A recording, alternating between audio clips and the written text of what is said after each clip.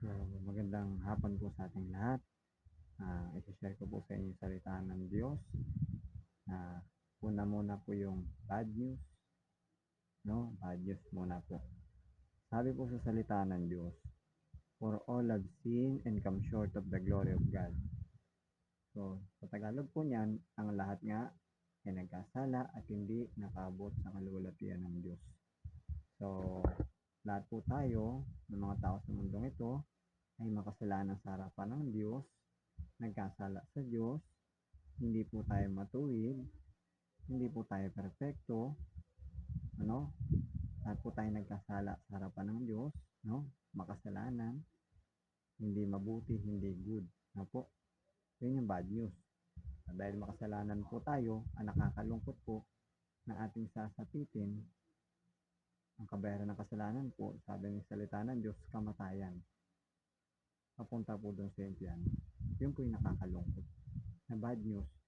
Kapag tayo namatay, doon po tayo pupunta sa impyerno sapagkat yun po yung parusa natin sa Diyos kapag tayo nagkasala.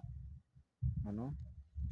Sunod po, ang tanging paraan lang po upang tayo po yung maligtas sa impyerno po ay sa pamagitan lang ng ating Panginoon sa Kristo po.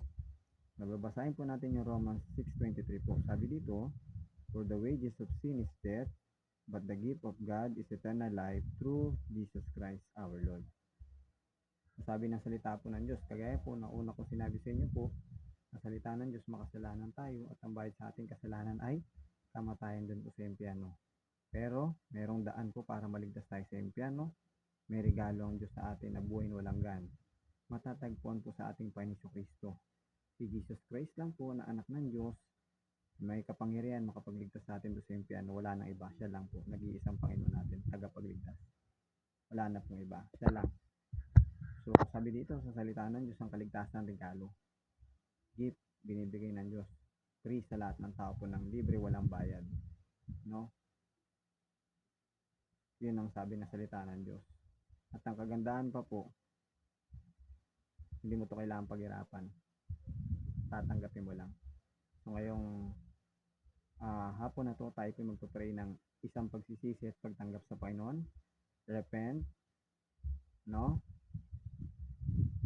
Repent toward God and put your faith and trust to the Lord Jesus Christ, no?